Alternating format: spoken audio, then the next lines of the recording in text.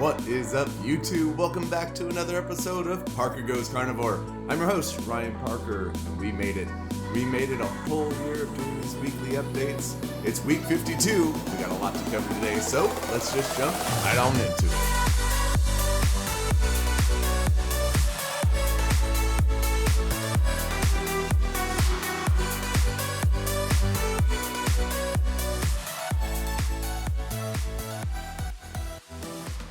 Welcome back. Thank you everybody for joining me. Wow, we've done these videos for now a year. I'm now going into my third year on the carnivore diet. My first year was amazing. My second year was incredible. And I know my third year is going to be the best ever for sure. Each year is just building up on each other. And yeah, I can't wait to share my story with you.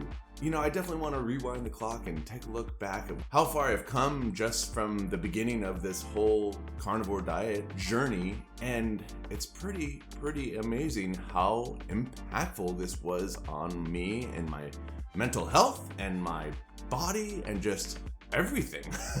Can't really think of anything that negatively impacted me. When I first started this journey, I was injured, I was depressed, I couldn't work out. I was really overweight and I had some very bad habits going. While I didn't have the success that I thought I was gonna have this past year, you know, as far as like the scale success, even when I look at my body shots, yes, there's some major improvements, huge improvements, but I still think I can do better. And I really attribute that to alcohol. Alcohol does not jive with humans.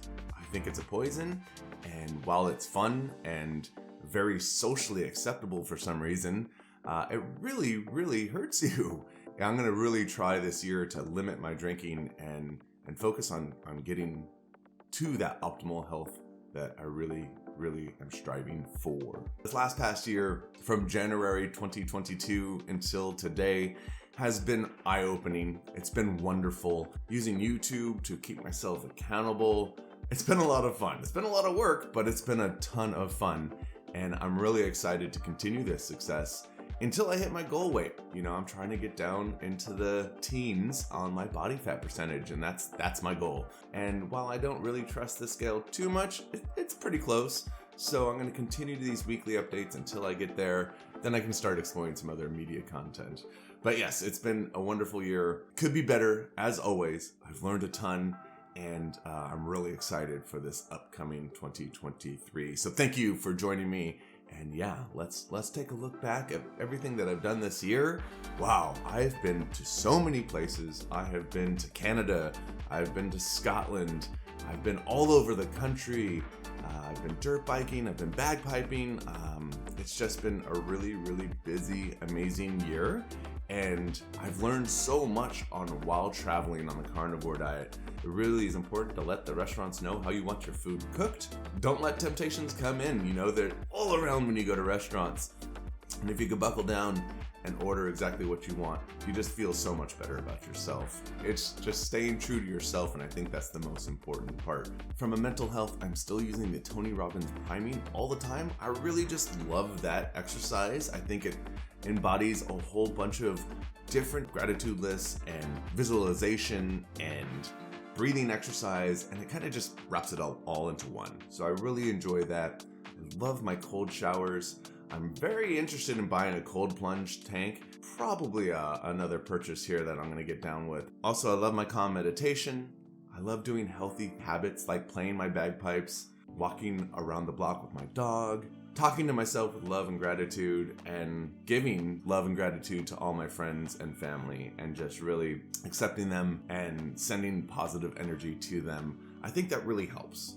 Not talking negatively to yourself is so important. And yeah, I've been doing the top 5 lists, which is before I go to bed. I have been writing down 5 things I need to do the next day. And when I'm starting to get work ready to go, I just knock that list off in order, and I don't focus on anything else other than that list. So I think writing your goals or your gratitude or your lists, I think writing it down is very important, because what you write, you invite.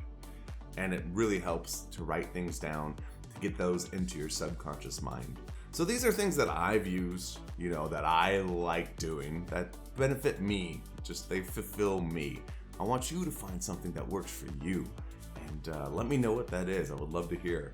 Everybody's different. Everybody works in different ways. So I hope you find something beneficial that you can use in mental health, because really it starts with the brain and it goes down from there.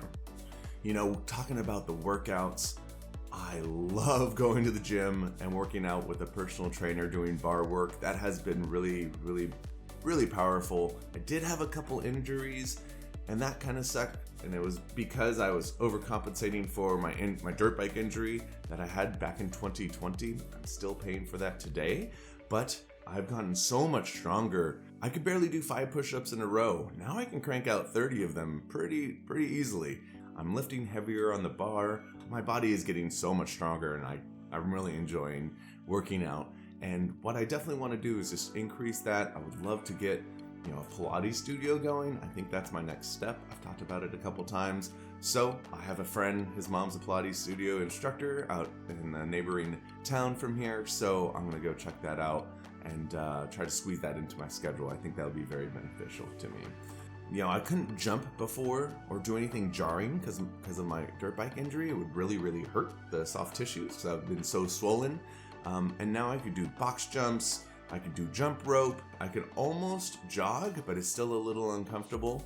I'm back on the dirt bike, which is massive. I got to go dirt biking this year. Man, so many positive things. And I thank this YouTube channel because I'm remembering all these things and it just makes me so happy. So let's hop on the scale for the last time this year and we can start a new scale regimen for next year. At the beginning of 2021, I weighed 316.1 pounds at 42.5% body fat. The beginning of this year, I weighed in at 255.2 at 28.5% body fat. And then for my second year on the carnivore, I am coming in at 237.7 pounds at 26.1% body fat. So just under 2.5% body fat down, and then almost 20 pounds off on the scale. Not too shabby. Looking at the photos from the beginning of the year, I'm a lot puffier. My muscle tone is definitely not even close to what it is now. I see striations in my shoulders and everything's just a lot tighter. It is World Carnivore Month. If you're just starting the carnivore diet, get going. Let's do this. So I want you to throw all of the seed oils out of your house. I want you to throw all of the toxic, sugary foods that you have, get it out. And especially if there's seed oils and sugar in the same package, that definitely has to go. And let's start off with just getting as much meat into your body as you can. Center every meal around the meat. Eat as much meat as you can. I prefer red meat. You give this 30 days and it will change your life forever. We got to get back to the basics. We got to get back to the roots. Obesity skyrocketed in the 50s when seed oils and these toxic vegetable oils hit the market. That's when they also were saying that saturated fats and animal fats were bad for you and you got to eat lean. It's so amazing that actually it's the opposite of what we need. We need 0 seed oils, all saturated fats, and animal proteins. That's what we need. That's what our body thrives on, and that's how we evolved. So if we can get back to those basics, get our bodies to reset, I'm telling you, you're gonna feel like $1,000,000. So happy New Year's to everybody out there. I hope you're coming out of the routine that we had in 2022. We had Halloween and we had all these, holidays, and I know there's a lot of drinking and eating and sugar all around. And so it's time for a reset. It's time to get back to it and get going as hard as we can.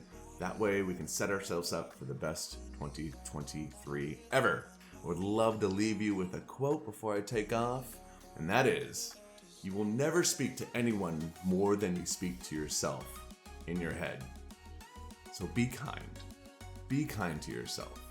We're with ourselves all day long, and how you talk to yourself is very, very important. So slow down, be kind to yourself, and just watch the magic happen.